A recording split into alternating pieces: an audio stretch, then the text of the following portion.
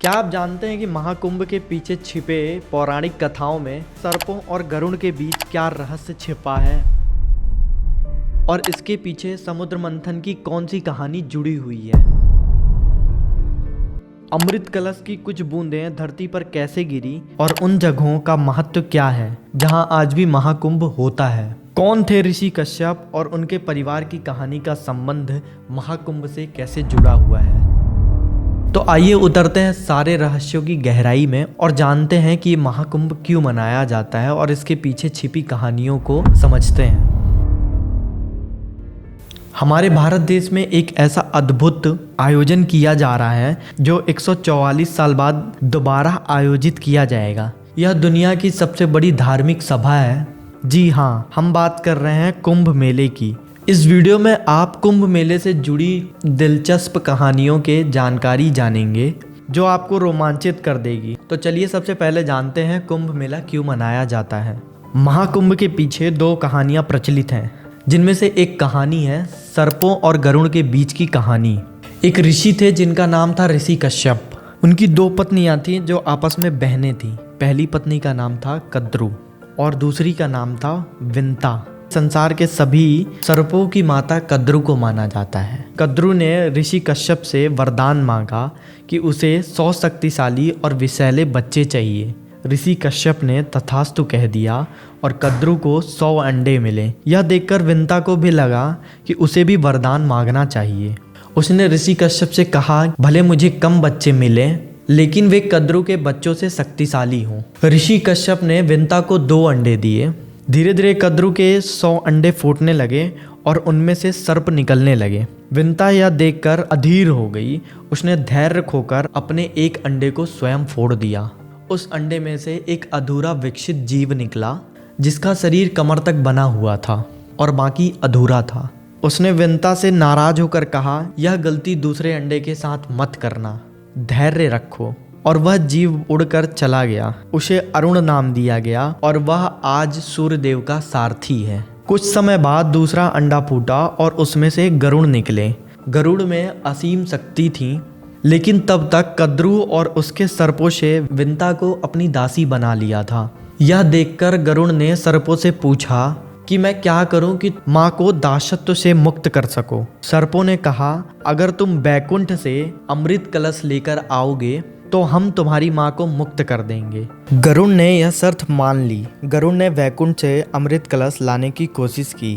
इस दौरान उन्होंने इंद्रदेव, सूर्यदेव और अन्य शक्तिशाली देवताओं को परास्त कर दिया। जब यह बात विष्णु जी तक पहुंची तो उन्होंने गरुड़ से युद्ध किया। विष्णु जी को यह देखकर आश्चर्य हुआ कि गरुड़ अमृत का सेवन नहीं कर रहे हैं बल्कि केवल उसे ले जा रहे थे। गरुड़ ने अपनी माँ को दासत्व से मुक्त कराने का कारण विष्णु जी को बताया। विष्णु जी ने कहा, मैं तुम्हें अमृत कलश ले जाने दूंगा, लेकिन तुम्हें एक शर्त माननी होगी। अगर तुम अमृत कलश ले जाओगे तो भविष्य में मेरे वाहन बनोगे। गरुड़ ने यह शर्त मान ली। जब गरुड़ ने अमृत कलश सर्पों के पास रखा तो विष्णु जी ने अपनी मायावी शक्ति से अमृत कलश को वहां से गायब कर दिया।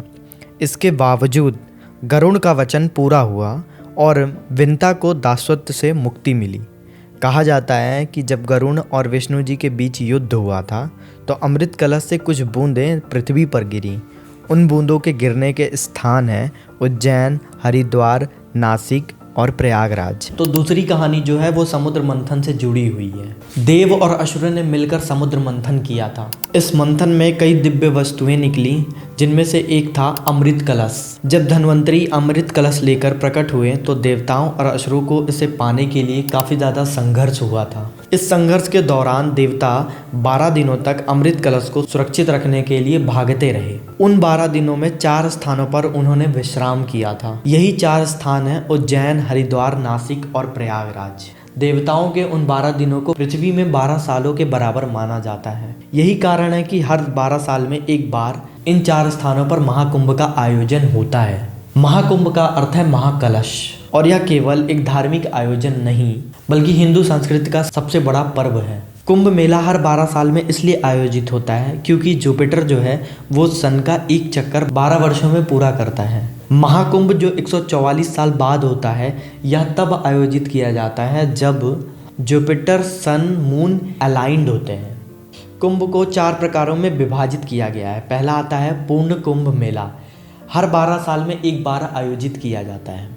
अर्ध कुंभ मेला जो कि हर 6 साल में प्रयागराज और हरिद्वार में आयोजित किया जाता है। माघ मेला, हर साल प्रयागराज में माघ महीने में यह मेला आयोजित किया जाता है जिसे मिनी कुंभ भी कहा जाता है। और चौथे नंबर में आता है महाकुंभ मेला जो कि 144 साल बाद आयोजित किया जाता है, केवल प्रयागराज में ही। नागा साधु महाकुंभ के मुख्य धार्मिक और आध्यात्मिक प्रतीकों में से एक है। ये साधु अपने जीवन में कठोर तपस्या, साधना, ब्रह्मचर्य का पालन करते हैं।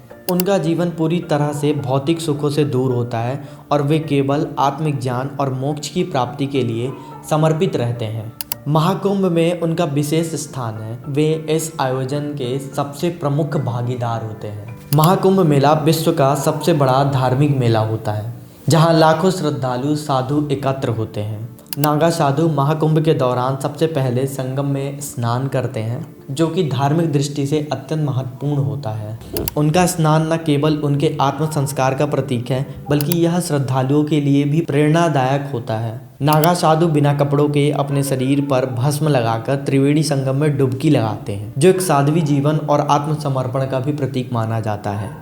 और यह महाकुंभ की कहानी यहीं पर ख़त्म नहीं होती है। अगले मंडे हम एक और महाकुंभ से जुड़ी कहानी लेकर आएंगे आपके सामने, जो कि प्रयागराज में कैलावासी जीवन व्यतीत करते हैं।